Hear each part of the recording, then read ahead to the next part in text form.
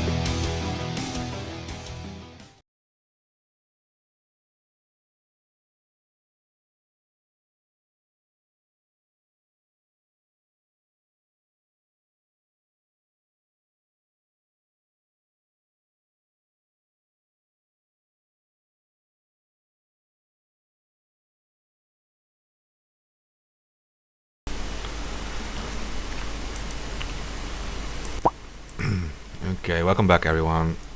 We are live with another Spec. Sorry, Deepa. We're going to discuss the Assange case, which is later this month at the highest court, if I'm correct, in the UK. We're also going to talk about Craig Murray and upcoming protests all over the world and in the UK itself, with our special guest, my friend Deepa Driver, and well, she's a perfect person to update us on this because she's always actively staying updated herself with, especially with the Craig Murray case. I see you spending a lot of time on that. So yeah, welcome. Well, thanks for having me, and just in time I have a coughing fit. So sorry about that. Well, take your time, it's okay.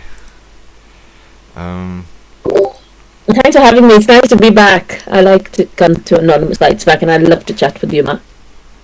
I'm glad. I see a lot of people already showing up in the chat. If you guys are in the chat, please help to share this around. You know we're dealing with all the shadow banning, and especially when you start talking about the Assange case, all kind of weird stuff is happening. So we need you guys to help with that. Hey, so maybe we discuss first what's going to happen at the end of the month, right? That is the 26th. Because yeah. Sorry. No, go ahead. I was just going to say the Assange case has now gone from the magistrates court level through to the High Court, which is this kind of midway point between in the whole process, because the next stage would be the Supreme Court, and after that the European Court of Human Rights. So, sorry, so a little child running past. The way the UK process runs is extradition cases are tried in the Special Extradition Court, which was what we saw at Westminster Magistrates Court and held at the Old Bailey and at Belmarsh last year and earlier this year. Now what has happened is that the US has decided to contest the decision made by Vanessa Barrezza. Sorry, excuse me. Judge Barrezza had ruled that Julian should not be extradited. She upheld all the criteria that the US wanted, particularly criminalizing journalism, drawing a parallel between what Julian might have done and how that would be seen within the Espionage Act, and linking it to criminality within the Official Secrets Act, making all kinds of judgments about him based on a flawed CNN report, and at the end of this process, we were all shocked when she came out with this decision that on account of US prison conditions and Julian's own likelihood to commit suicide were he to be extradited, and the fact that he's resourceful, all of these were reasons why she chose not to extradite. Now the US appealed against the extradition on 5 grounds, or rather appealed against the lack of extradition on 5 grounds. Initially 2 of those grounds were kicked out and they were allowed to appeal on 3 grounds. Then they had a further appeal which took place at the High Court, at the Royal Court of Justice, and at that hearing, the US went yet again for the jugular, and they managed to get the judges to agree to two further grounds. So they have the full gamut available to them to be able to say that Judge Barrett's decision, although upholding all the bits that she had said in their favour, continues to be problematic on these other criteria, and therefore should be overturned, and Julian should be extradited to the US. Now, among the things that they've always said is that they think that Julian is resourceful, that the fact that he has managed to survive a decade inside the Ecuadorian embassy, 2 years now or more within Belmarsh prison, both of which are incredibly challenging conditions, especially when he has history of depression, he has all kinds of other health problems. So they see that as, oh yes, if he can survive that, why don't we put him in one of the worst prisons in the United States and have a little test on how much worse we can make it when we entomb him completely, which is essentially what they're trying to do with these things called special administrative measures. Now, for those of you who've never heard of these things and think special administrative measures must be some paperwork, actually, it's a way in which the US government can essentially prevent Julian or his lawyers from ever talking to the outside world, which means that and also within these special administrative measures, there are very, very strict regulations. And one of the examples that came out during Julian's extradition hearings was of one of the prisoners under the SAMs who had written to wish his grandson a happy second birthday, and that was treated as contact with a non-allowable individual, and this person was punished for doing that and denied various privileges. We also heard the case of the prisoners one of whom has no arms, and he's struggling because he is in administrative segregation. Administrative segregation is another word for solitary confinement, but it's a very deep solitary confinement where you're pretty much in a concrete bunker with very, very limited contact, where there is a little hatch through which food is delivered. And this gentleman and he had also received, the US government's, the British government had received assurances from the US government that he would not be placed under SAMS or in ADSEG, I believe. And the way he's now is that his condition is so bad that because he doesn't have arms, he is not even able to eat. His toenails have grown so big that he's not able to walk. He's in tremendous depression.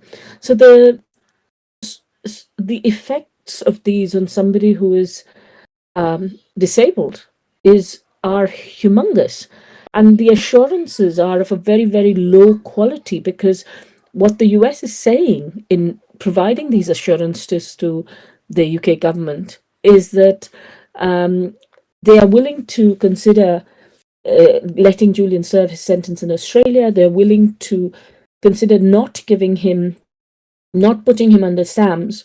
But there's a caveat there that subject to them not deciding after he got there that SAMS would be the best conditions, So there are all these kinds of caveats. They've also said they won't put him in the detention facility, which was known to be one of the worst in the United States. And there are very few other facilities which have which would hold somebody like Julian, and it would be entirely a decision of the Board of Prisons. So the way in which these assurances are given is deeply worrying. And if I may make one last point, sorry, I've been going on for a while. I want to go back to the time at which Julian was asking, or rather, Julian was saying that he wanted to get assurances from the Swedish government that they would not onward extradite him to the US while he was in the Ecuadorian embassy, seeking asylum. And one of the things that many people found, particularly, especially those who were very close to this, found very worrying, was that Julian was being very brave because he had offered the Swedes, of course, to come and interview him in London. He had offered to be interviewed by video. And during this time, the Swedes refused it, primarily on pressure from Keir Starmer's CPS, of course, who said to the Swedes, don't you dare get cold feet, don't interview him in London. Anyway, Julian offered to go and be interviewed in Sweden because, of course, if no charges are raised, which, the case was always kept in preliminary investigation stage. If no formal charges are raised, Julian was not, his side was not able to get the exculpatory evidence, the evidence that showed that he was, that what the other side was saying was a bit of a fit-up. But in this case, when Julian offered to go to the US, to Sweden, he actually knew that a few years previously, Sweden had extradited 2 men to Egypt, Agiza and Elzari. This is a case that you can find online. And in this case, Agiza and Elzari were asylum seekers in Sweden, and the US wanted to have them extradited to Egypt so that they could be tortured. And Agiza and Elzari's lawyers were contesting this. And at one stage, based on United States assurances, overnight Agiza and Elzari were removed to the US without being allowed to even consult with their lawyers. So they were in effect indicted, and the rendition flight was staffed by the CIA, right? And when Agiza and Elzari went to Egypt, they were tortured. So these diplomatic assurances that Egypt supposedly gave to Sweden were not worth the paper they were written on. They were engineered by the US, of course.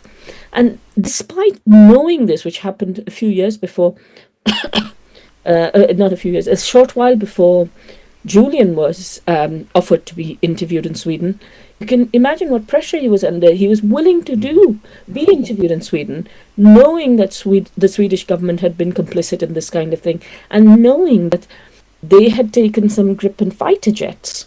They had been involved in a weapons deal, which WikiLeaks had revealed. So he knew that the Swedish government didn't have any great affections for him. And you have that situation. You now have a similar situation where the US is now giving assurances that were Julian to be extradited, they would, potentially treat him slightly better. They would not kill him directly. They would allow him to live for a long time in a very near-dead state, in effect. And we mustn't allow the mainstream media to allow this bullshit to be treated as reality, because that's what happens through the court system. They pretend as though, you go into these courts in London and you have these beautiful old buildings, wonderful rooms where you have, the coat of arms, and you have this judge coming in wearing a robe, and everybody's really deferential to the judge. And you begin to buy the nonsense which says that this is somehow a fair process and the law is taking its course. And that's the narrative that is pushed out by the mainstream media. But actually, this is a complete unjust and illegal process that is taking place. Here is a man who revealed the truth. There is no contest on the fact that what he revealed was 100% accurate.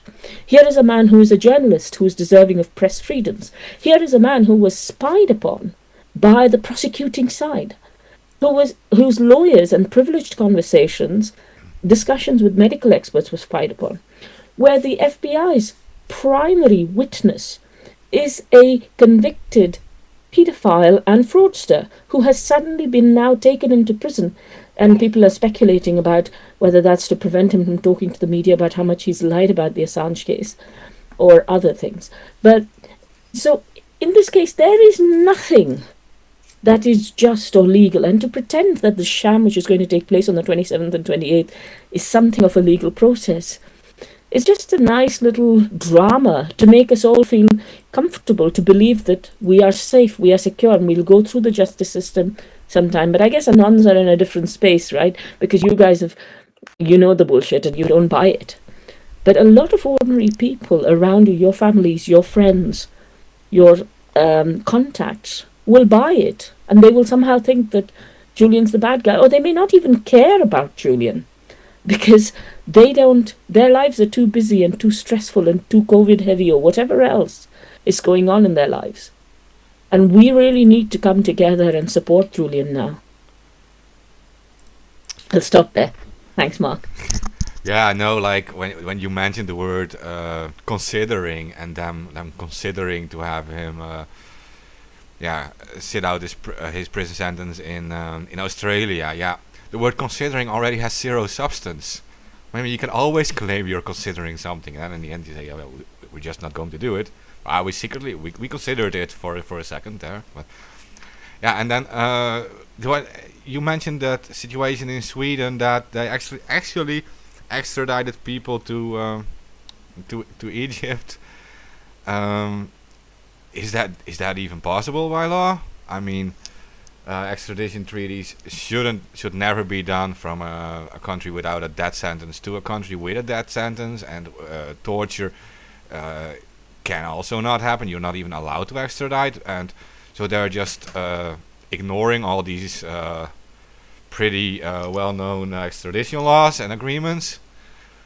So I think you're entirely right that we shouldn't fall for this whole charade of pretending this is some fair trial, because we are talking about an independent journalist. He's not a criminal, and he shouldn't even be in jail in the first place, not even for one day.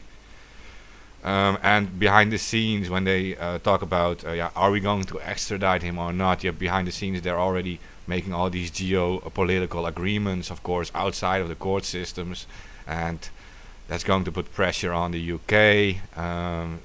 Is a judge going to be influenced by that? Obviously, she will. She will be contacted by these people and has to take that in consideration. Well, I don't know. I mean, the two judges who came to the appeal stage, I mean, less like all other judges within the UK system, people assume they are fair, but all of these people are part of the UK establishment, right? So they come with a certain world view, which is largely supportive of how the establishment works. And so, they don't even sometimes know that they have these blinkers on. And unless you are really, I mean, I don't doubt that many of them are deeply steeped in the law, but the fact that the UK judicial profession, lawyers, have for a very long time stayed very silent on the Assange case, have not come out to say this is a travesty. You cannot have this case going on. You cannot have a man sitting in Belmarsh for the crime of seeking asylum.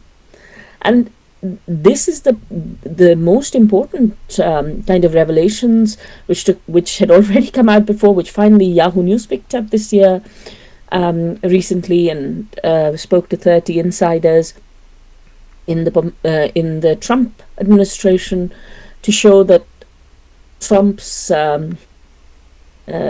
mate Mike Pompeo had wanted to get Assange out of the embassy by any means, and have a shootout on London streets, and the Metropolitan Police had agreed, along with their friends in British intelligence, to support this kind of, well, we don't yet know from whether the Metropolitan Police had agreed, but we know the British intelligence had agreed to support the shootout in the streets of Knightsbridge. The Met, of course, is very much a part of this, as you will see from Stefania Maurizi's Freedom of Information fight, which she's been running for several years, trying to get information on what data was released from British journalists to the Americans for opening up their Gmail accounts in order to be able to persecute them later. But coming back to the big story, which is this thing about getting Julian out of the embassy and whatever else. Now, one of the things in earlier stages of this process, when Julian has consistently been denied bail, when he was forced to go into Belmarsh, and even in Vanessa Bretz's repeated judgments, as well as in the judgments of Judges Taylor, Snow, and others, the point has been made that Julian is a fugitive from justice, that Julian somehow undermined the legal system, was, contemptuous of the court process, was contemptuous of British justice, and therefore deserved to be punished by being put in Belmarsh, to show people that you cannot, run away from justice. But in reality, here is somebody whose life is under threat, whom somebody else is trying to assassinate. And that's why he sought asylum, and that's why the Ecuadorians thought about it very seriously before giving asylum. Now, given these credible threats, we would expect that Julian would be immediately released now, at least now, to the care of his family so he can prepare his defense. Now, the reality is, if you are a victim of torture, as Julian is, persistent, consistent psychological torture, isolation, arbitrary treatment, smearing, destroying of your will, a feeling of helplessness and hopelessness because the processes that work for other people don't work in the same way for you. All of this puts him in a very vulnerable position, which means he can't prepare his defense. And then you have, on top of that, another layer where in the prison, for example, when he gets papers from his lawyers, the prison has, on the first day of the trial, for example, last year, the prison authorities confiscated the privileged papers. Julian was denied his glasses for 3 months. You know how disorienting it can be when you don't have your glasses. He was put in a situation where he was given a laptop with the keys glued down. This kind of persistent, malicious torture has already had an effect on Julian's physiological health, leave alone his psychological health, where complications such as depression have become very serious to the point where, very serious medical intervention could be needed. And what is happening in that situation is now we're putting him in front of the court to go through another sham of a process. And this is very, very soul destroying for somebody who has done nothing wrong. Yeah. And I'm going to stop there for a second, Mark, if you don't mind. I just want to sort out something with the kids in the corridor, and I'll be back. Yeah, if that's of course, okay. Of course.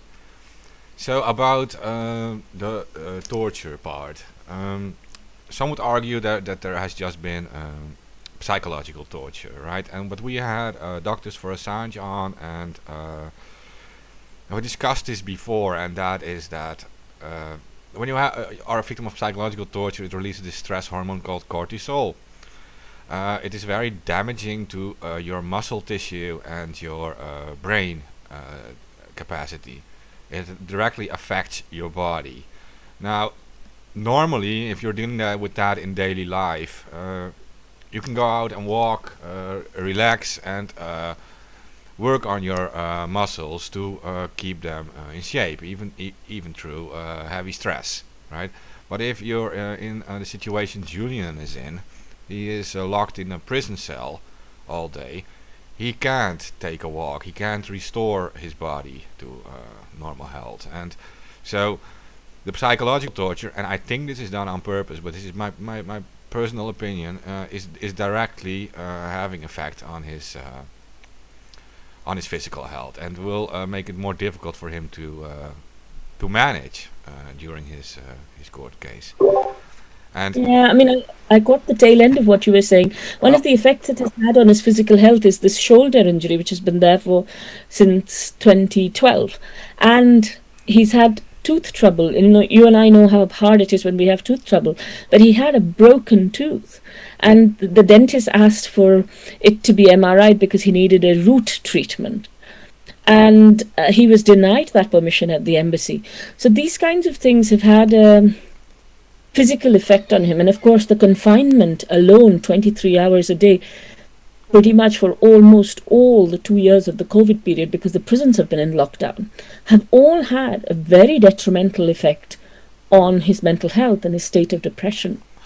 yeah, look, and I know you got just the end of it, but I started out about the stress. We had doctors for Assange on before, and I discussed with them that the fact that stress releases a stress hormone called cortisol, right, and it attacks your muscle tissue and your brain tissue. It literally weakens your muscles, and it makes it affects your brain. And normally, if you're in a normal situation, you can just walk outside, you can train, and you can keep up to date even during full-time stress. But Julian is locked up, so he can't have this.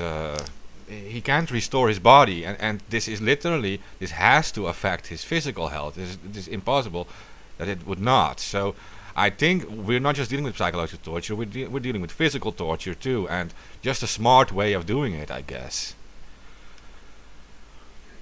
Yeah, I mean, and this is happening, this kind of inducement of stress is happening in very real terms right now with Craig Murray in Edinburgh's Saughton prison, where here is this innocent man um, put behind bars on a ridiculously trumped up charge of jigsaw identification, which is not even single source jigsaw identification, but multi source jigsaw identification. And I explain what this is. So you have him behind bars. In the US, you have a judgment given by Judge Preska against, as a result of a private prosecution brought by Chevron against environmental lawyer Stephen Donziger. Now, Donziger won the biggest settlement against Chevron for indigenous Ecuadorian people whose waters were polluted extensively by Chevron, causing cancer and death to a number of them for years. And then Chevron refused to pay and instead helped fund a private prosecution in the US of Donziger, which then led to Donziger being disbarred, losing all his money, losing the right to earn revenues from even telling his story. All this kind of thing is going on all around the world. And what's happening is anybody who is defending ordinary people, like Julian did in revealing to us what was really going on in Guantanamo, what was really going on in Abu Ghraib, what was really going on in Iraq, what was really going on in Afghanistan, and the rampant killing of civilians, hundreds and thousands of civilians. Anybody who stands up for ordinary people is being ground down. Now, one way of dealing with this is saying, okay, we have no power, we can just slip away. But the other way of dealing with this is to come together and to realize that collectively we are more than them. And I guess the Anons are a great example of that, because the way in which the Anons come together to protect people is really important. And I'm really glad to be here to support you guys, because what you do is very, very vital.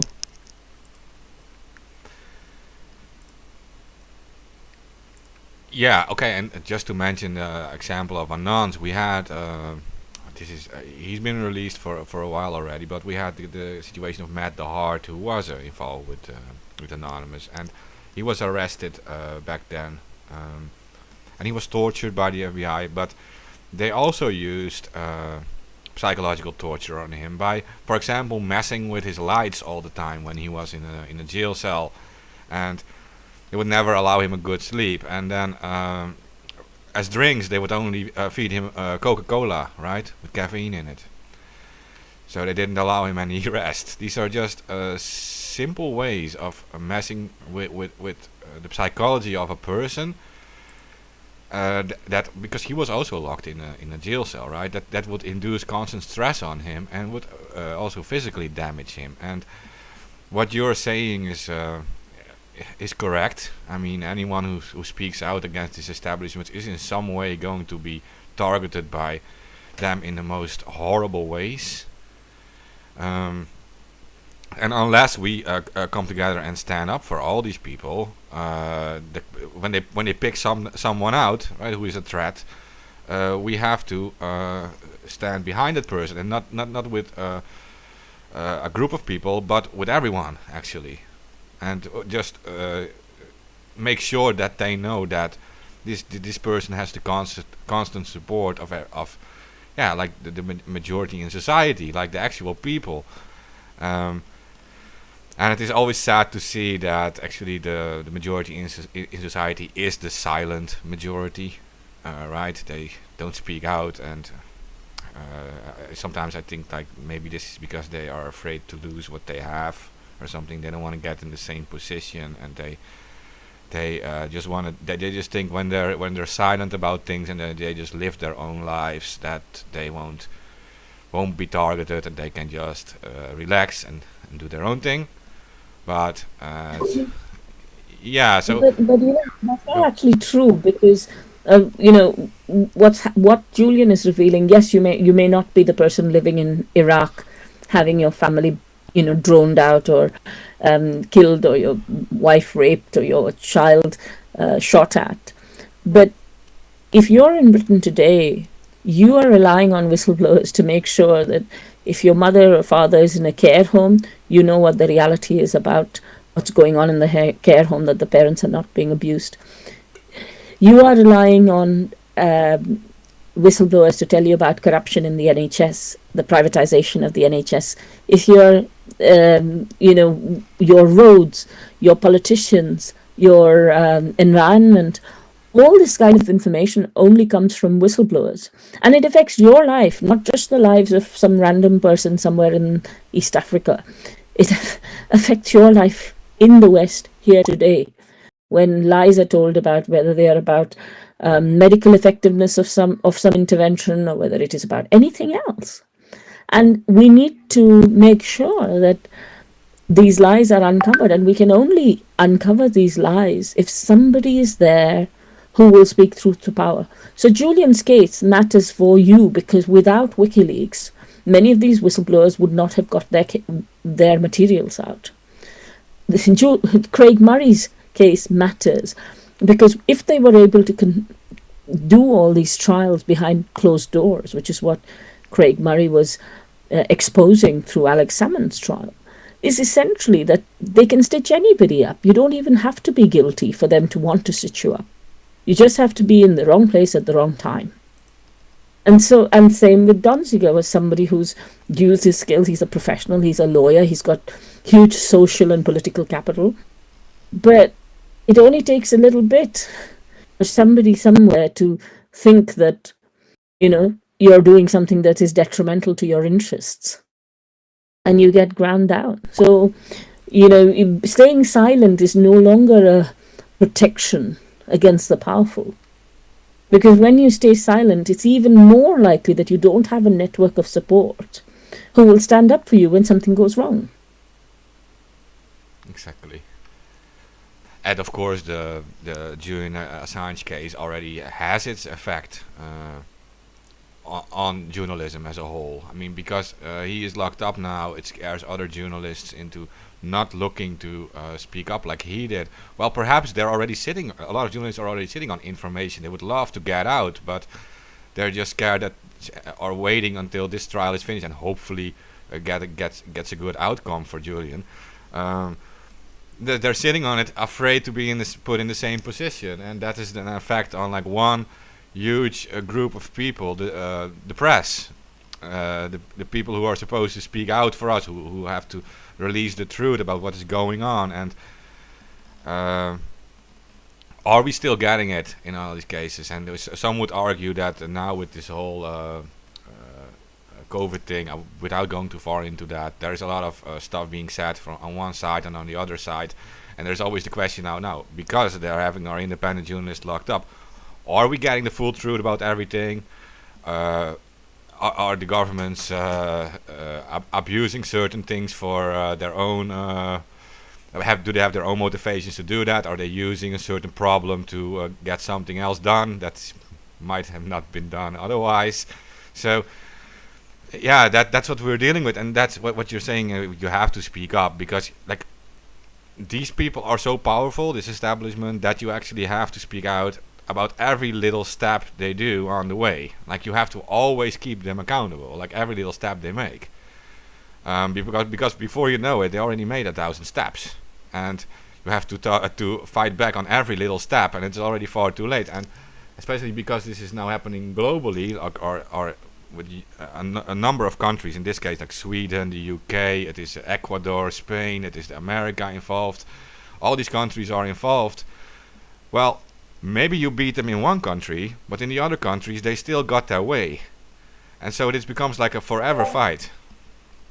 Go ahead. Yeah, I think so. I mean, you look at what's happening in Australia and the deprivation of civil liberties under the badge of a public health crisis, which of course, COVID's a serious disease.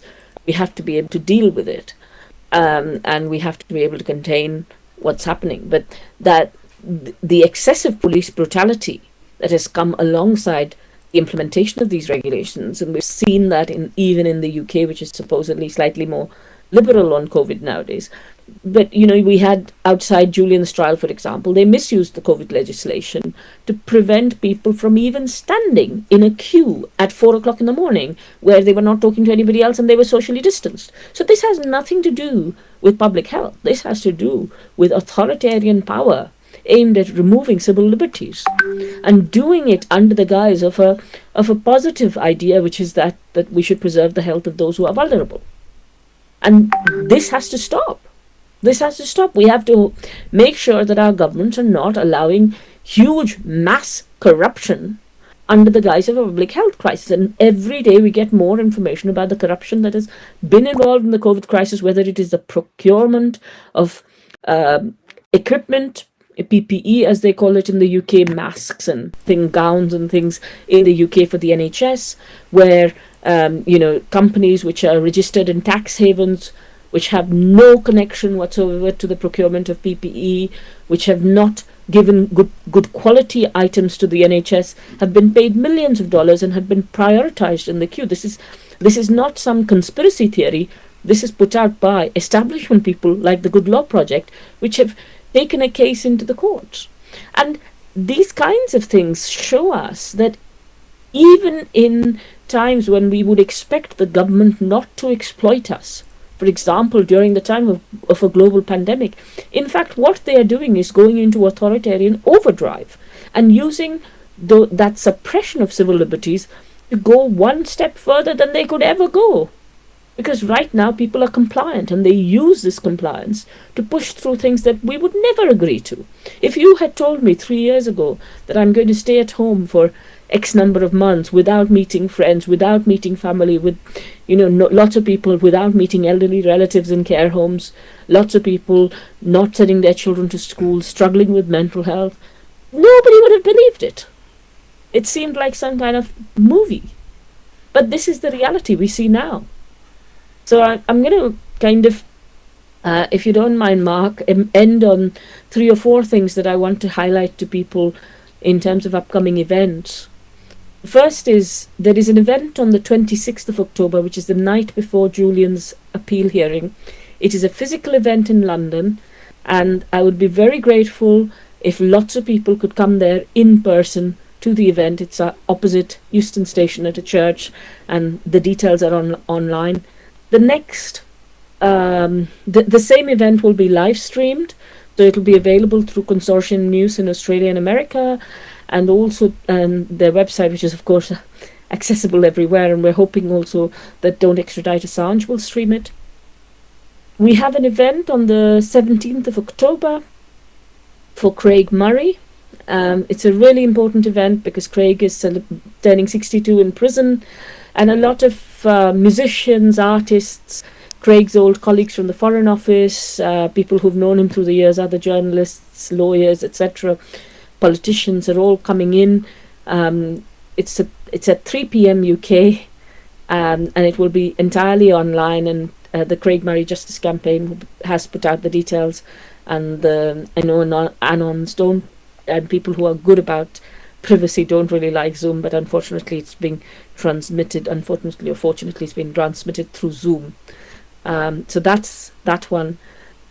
Recently there's been a case which has taken place in Bristol in the UK, which many people may not be aware of. It's been going on for several months now. It's the case of one of the primary experts on spin and propaganda.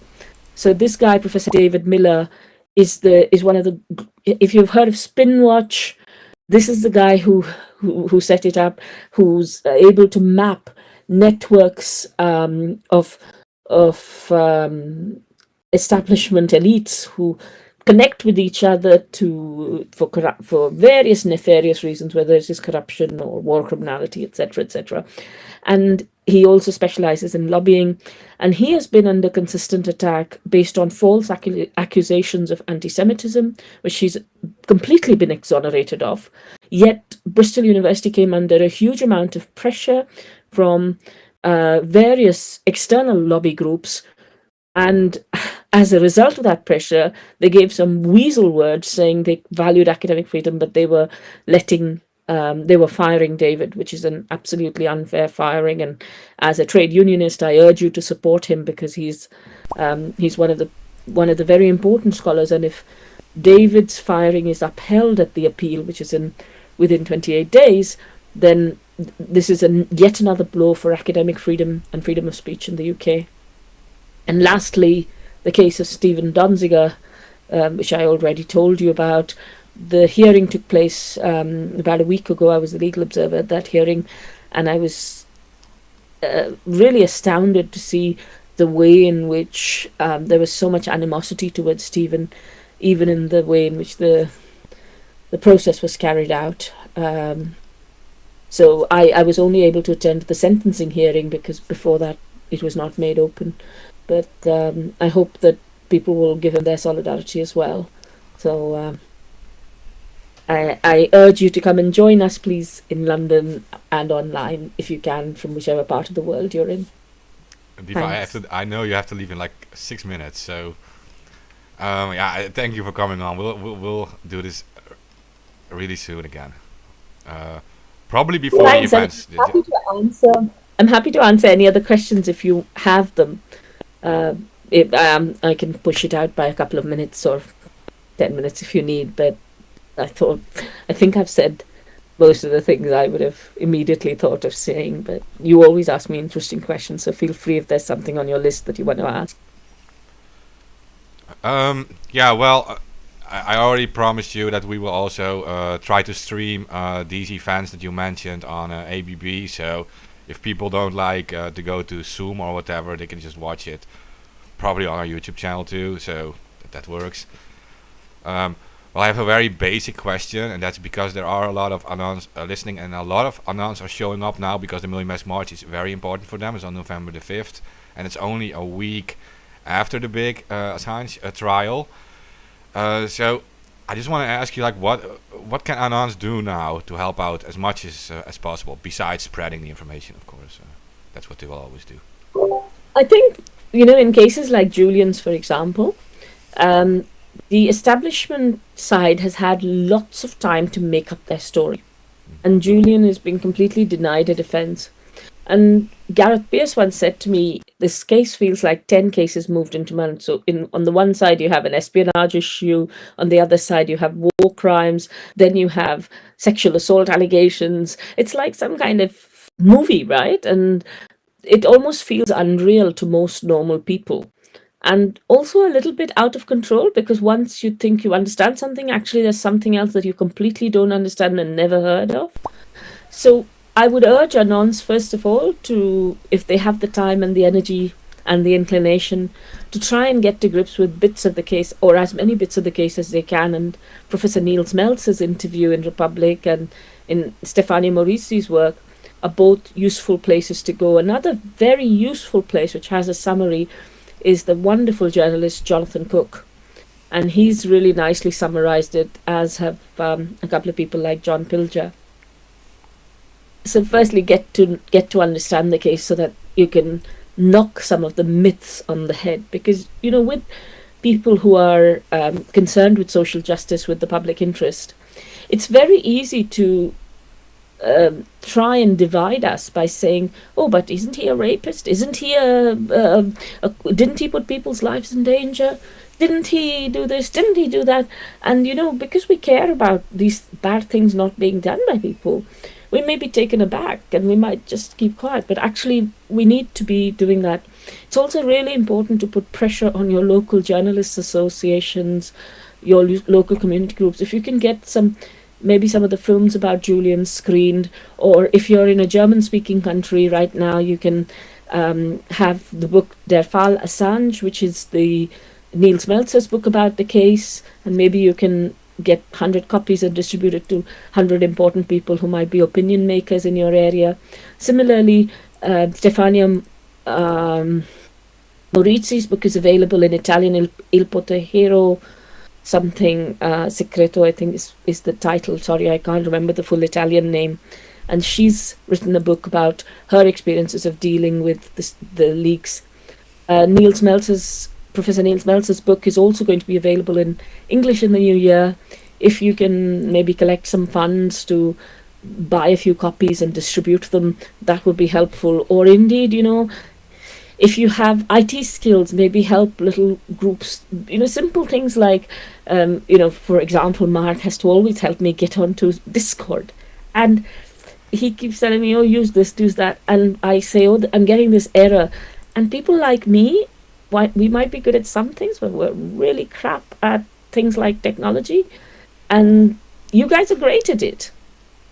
So, maybe not all of you, maybe some of you are great at web design, maybe you're great at driving up searches for something. All these evil guys use those skills for evil purposes. You can use that for good. And making the Anon mask visible, to say, even if you want to be anonymous, you can do some good things. You don't have to be, on the TV like Niels Melzer. Even if you're just an ordinary person somewhere, in your little way you can do something. So that would be my suggestion to the Anons. And of course, please come and support us at the appeal hearing, because these establishment people, these judges, they read the newspapers. They can see when there is a whole crowd outside. They feel under a bit of scrutiny. That's what we need, because that's why we ask for open justice, because judges need to know that people are looking at them, that people are not looking away when Assange is being tortured, which is what has happened for the last 8 years, 10 years. So please help to make it visible. I can't think of anything else other than participating in these local groups and supporting, because a lot of these local groups, for example, the wonderful group, the Committee to Defend Julian Assange, which helped me set up the Free the Truth events in the first place and continues to help organize them. Some are housewives, some are nurses, some are, nobody's like a big celebrity in that group, and they could always use more technologists, people who understand how the internet works, people who can help them, protect their privacy, all these kinds of things. If you have some skills and you can volunteer them here and there, please do so. And if you have other groups, many of you are members of various other community or societal groups, or even within your family, or somebody knows somebody who works in the law or in journalism or somewhere else, please use them to help push a good message. Okay, guys, I hope you guys listen to that. There's a lot of things you can do to help out. And one of the things I picked out from what she was saying is you have to make sure that they know that we are all watching, right? No matter how horrible these decisions are that they might make, let them know that they will go down in the history books as being responsible for this, and that the whole world is watching them. And will they choose the little money they make in their career, the little extra money they may be getting, or the little extra job, or will they choose the right thing?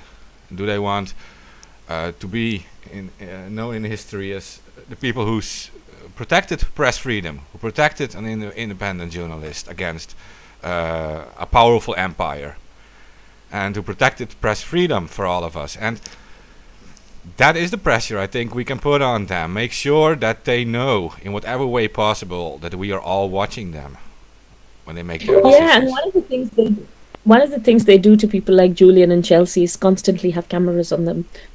Julian was trying to redress that balance. He was trying to allow us to surveil the state, to have privacy for the individual and surveillance for the state and these people in positions of power. It's not only that, we need to start putting in misconduct in public office complaints which are well researched against those people who are holding public office and engaging in such unjust behavior, colluding in torture. So the more you know about the case, the more likely you are to not just put in some, coffee table kind of application, but to put in a well-researched, well-documented complaint, which over time, if many of us do this, things will change.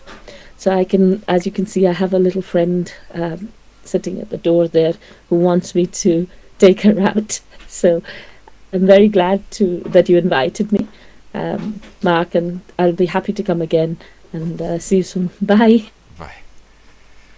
Okay, guys. So that was Deepa. It's always nice to hear from her. She knows a lot about these subjects. I just want to end on one thing, and that is what we kind of discussed before, and that is when nowadays we're dealing with an establishment that uses fear to bring in certain new restrictions, to bring in new laws, to take away our freedoms, to look at what we discuss online or on the phone, to listen to our conversations, right? To force us to wear masks everywhere, not anonymous masks, to do social distancing, to stay at home, to not visit our friends and family. They keep us in this constant state of fear, whether justified or not, right? They keep us in a constant state of fear, and they use it to create all these new authoritarian rules and these new measures that, without us being scared, they would never be able to. None of us probably can imagine them doing certain things like this 5 years ago, like we discussed before. So fear is a very powerful weapon the establishment uses, and in the case of Julian Assange too, that they try to paint him as a dangerous terrorist, as being able to manipulate elections in the USA, as being a hacker or a rapist, as being dangerous to the security of a country, to free and open elections. All these things they've been using against him, but they've been using it against us. With the new COVID thing, and like we discussed before too, COVID being a horrible pandemic might be justified, but is it really justified to create all these different new rules for us, and this the whole change of society? Now, what does it have to do with Julian? The fear thing, right? Because originally the fear thing in 2001, after the World Trade Center attacks, this same fear strategy of saying terrorists are on every corner and they're out to hurt you, justified in society for them creating the Patriot Act, to increase surveillance and to be allowed to kick in your doors if they only suspected you of doing something. Well, back then, before those World Trade Center attacks happened, 5 years before that, no one would have ever imagined them being able to do that. They would have never allowed it to happen. And it was fear that created that caused them to introduce the Patriot Act, but to also go into countries like Iraq and Afghanistan. And they, if you go into the numbers, are responsible for the death, or indirectly responsible, just keep it same, for the death of millions of civilians in the entire region. And now, Julian and WikiLeaks exposed some of these war crimes they were doing in these countries, right? And it showed them that they were murdering innocent civilians. Like, look at the collateral murder video. They were murdering innocent civilians. They were murdering journalists. And it seems like all this time they are using this fear propaganda against us. And it seems to work for them for the last 20 years. And it's not stopping. And it goes on and on. Whether it is about terrorism or it is now about a virus, it goes on and on. And they're using it to reduce our freedoms and to increase surveillance and to literally remove certain human rights we have. Like the free speech online, for example, they're removing it. Like we're losing it on social media, which are now the largest platforms for free speech. We're losing it, and we're also losing, like Deepa said, the right to protest. They're saying like you cannot protest because you have to be social distancing, and you can't, like in the UK specifically, they tried to ban annoying protests, what that even means. Like you can't be loud or something, you can't have a sign too big. Well, these are all restrictions on a legal right to protest, the freedom of assembly, and to actually speak back against these people. And instead of falling for this whole fear strategy and this whole fear propaganda thing, maybe we have to realize that they have actual goals behind this, and they are also partly responsible for the things that cause these fears. They're making up certain stories to justify creating some end result that they offer as a solution. And would these solutions been accepted by any of us without this whole fear campaign existing? And I don't think so. And that's my this is all my personal opinion. This is not reflective of the opinion of Deepa or whatever. This is just me talking to you, just that disclaimer.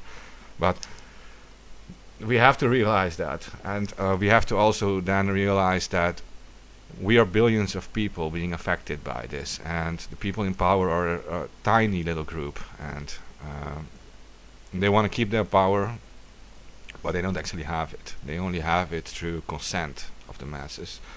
They will never be able to use warfare, to use conquest against all of us. They won't.